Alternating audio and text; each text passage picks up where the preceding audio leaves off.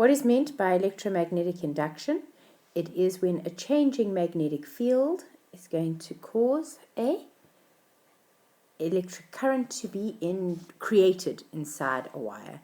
Mutual induction is when two coils that are somehow magnetically linked are going to cause, the first coil causes a current to be induced in the second, or the current changing in the first coil causes the current to be induced in the second coil. So it's a current carrying coil, so this would create mutual induction. First one's carrying current, and then current is induced in the second one. The figure shows a small solenoid with a few turns inside a larger solenoid with fewer turns. The small solenoid is connected to a switch, a battery and a resistance which can be varied. The large solenoid is connected to a milliammeter. When the switch is closed, the milliammeter deflects to the left. What happens to the reading on the milliammeter when the resistance in the circuit is increased? So I would have a smaller current in the first coil, and so I would land up with a smaller induced current in the second coil, which would be a smaller reading. As I open the switch, so when the switch was closed, it went to the left.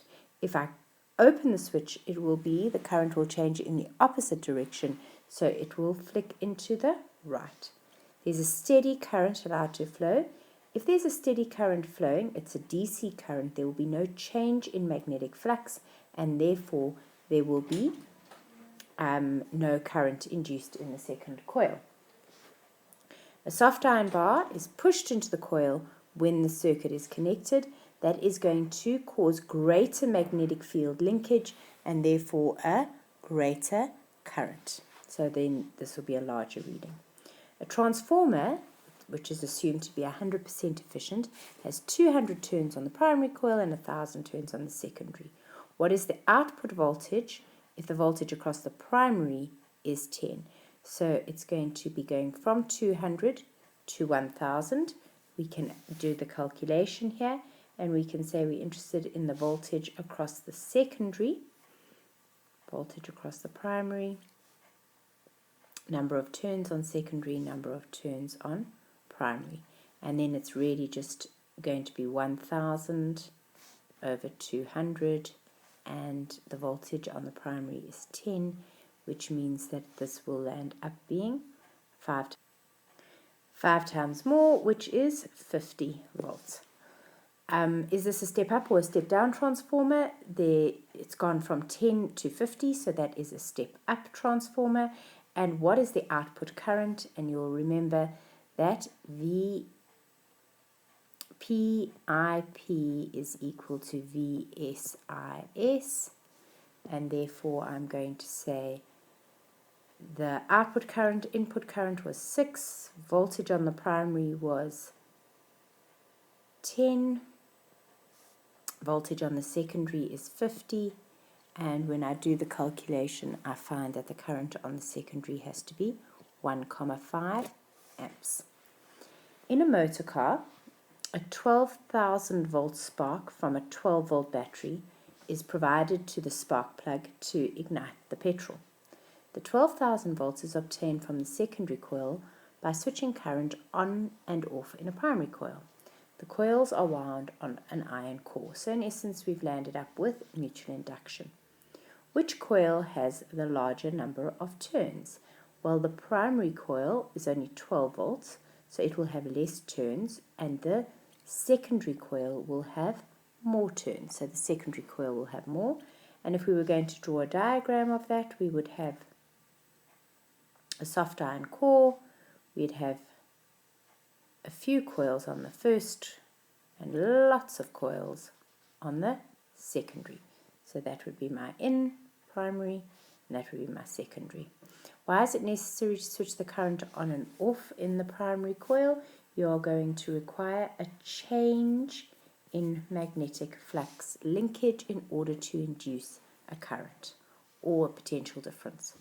Explain why current is generated in the secondary coil. Because there is a change in magnetic flux in the primary coil, which is linked to the soft iron core then changes its magnetic field and causes a change in magnetic flux around this conductor, and that induces a current.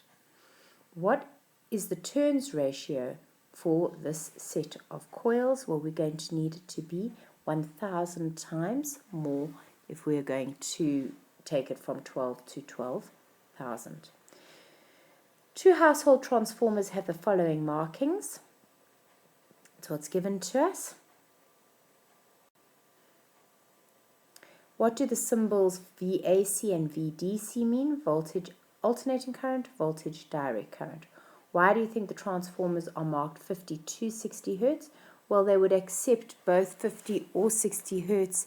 That's the alternating current's frequency.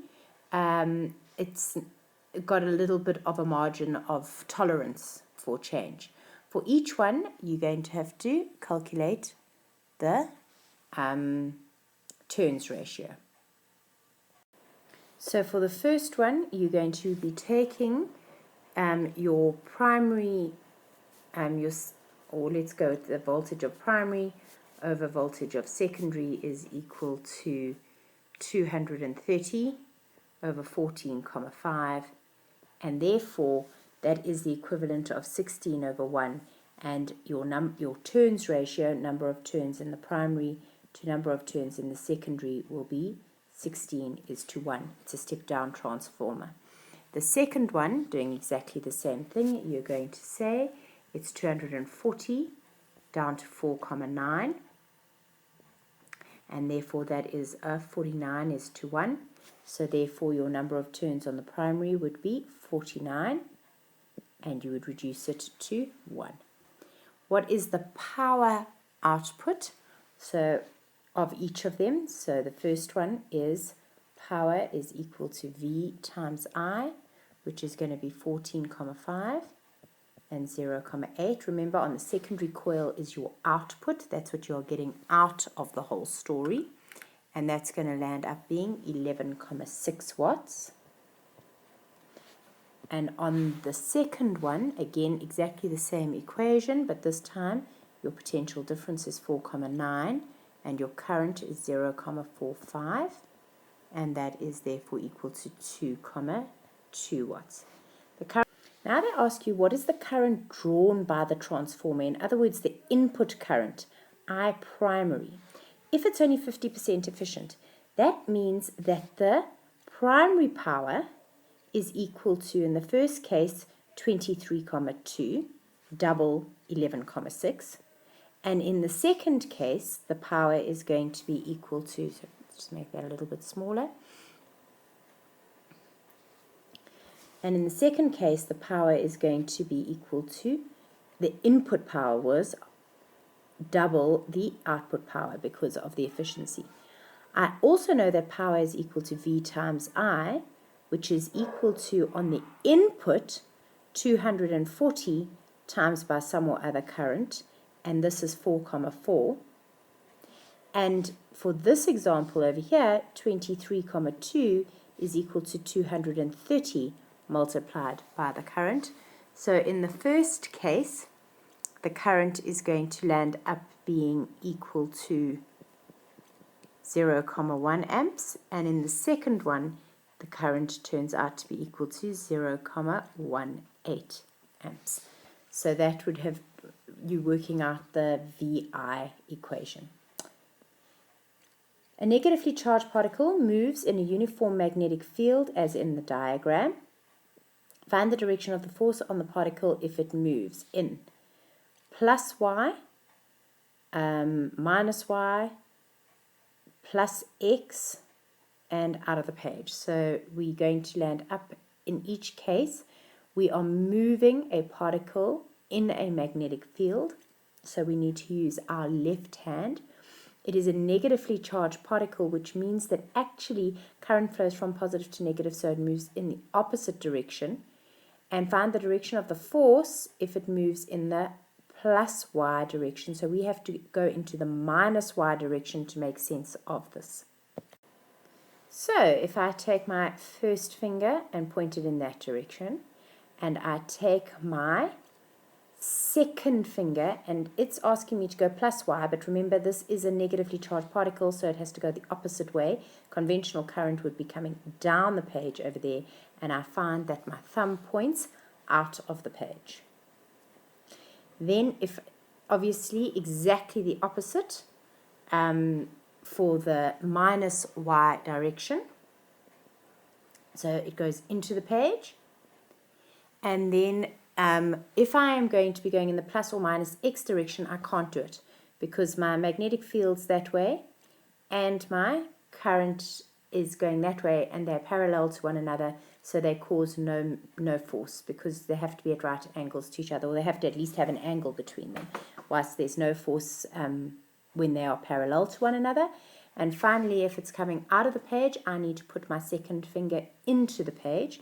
So I would put my first finger to the right, my second finger into the page, and I would have my thumb pointing to the bottom of the page. Determine the direction of the magnetic field for each of the following diagrams, where F represents the force on a positively charged particle moving with a velocity v. So a positively charged particle does go in the direction of conventional current. So they are saying which magnetic field for each of these. So the first one, I take my left hand, I'm going to put my thumb, it's going to go up the page, that is the force. The current is going to be, so my second finger will point towards the right, and that means that my first finger, which is representing the magnetic field, will be into the page. In the next one, my thumb needs to go towards the left. My second finger must be coming out of the page, and therefore my first finger would be pointing towards the top of the page. The next one, my thumb needs to be coming down the page, and my second finger needs to be going into the page, and therefore I will find that my first finger points to the right. And in the last instance, the current's coming out of the page, the force is going to be up the page, and therefore my magnetic field is once again to the right. Multiple choices. A conductor, XY, carries current in the direction shown. A compass needle is underneath the conductor, so I would need to say I need to take my right hand. We need to assume that this is conventional current here. They haven't said electrons, so we'll just assume it to be conventional current. Take my right hand, I put my thumb up in the direction that it is pointed and curl my fingers, and I find that I get something that looks a little bit like that. And underneath, the compass needle is going to be flicking towards the left because of that magnetic field. So it's a magnetic field that is created that causes the compass to point in that direction. Which of the following magnetic fields is produced inside a solenoid, which is carrying current inside of a solenoid? Inside, you just get these lovely straight lines. They are on the inside. On the outside, you land up with curled lines. The EMF caused by mutual induction is always smaller. It depends on whether it's a step up or a step down. Only produced if the circuit is closed. No, there has to be a change in magnetic flux. Proportional to the rate of change of magnetic flux linking the circuit, that looks like a very good example. Is independent of the number of coils? Definitely not. The number of coils is very important. A transformer is a device which is going to change the voltage of an alternating current. It also changes the current of alternating current, but it doesn't convert alternating into direct. That is going to be a bridge rectifier, or the other way around, and it doesn't change anything of direct current because the transformer needs alternating current to work. X and Y are two conductors which are perpendicular to the page. Plotting compasses are around the direction of the field. X and Y. From the direction of the fields, we can say the following. I am able to take my right thumb and I am able to coil on Y, I coil clockwise, on X, I coil anti-clockwise. So we are able to say that Y carries current into the page, because my thumb would be in the page, and X is carrying current out of the page. Use the diagram for 6 and 7. The induced current will be greater if. So what would cause me to get a bigger current? The number of coils on CD is reduced. That would land up giving us a smaller magnetic field linkage, so that is definitely not the case. The variable resistor is reduced. That would mean there would be more current, and therefore we'd have more magnetic flux linkage and we'd have a greater induced current. The number of coils on AB is reduced. Again, that decreases magnetic field linkage, so that's not good. And the switch is switched on and off more often. That would allow for greater magnetic field linkage and would also create a slightly bigger current. It would cause a higher frequency of change. I'm not sure that the current would necessarily go up. So I would have to accept both of those answers over there. When switch S is closed, the galvanometer needle will, as I close the switch, what is going to happen?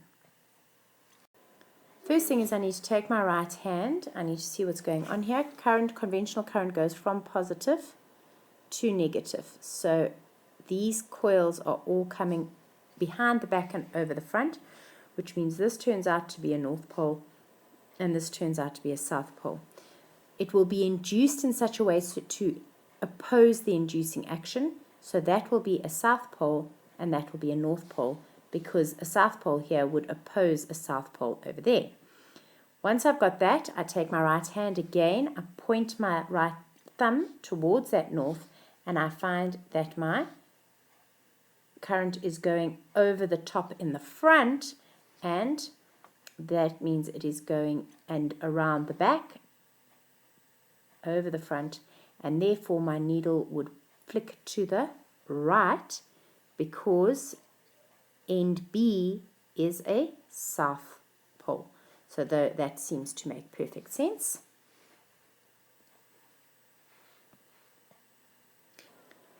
In which of these situations shown below will the beam of protons experience a force to the left? Remember, a beam of protons does travel in the same direction as conventional current. So I take my left hand. Why?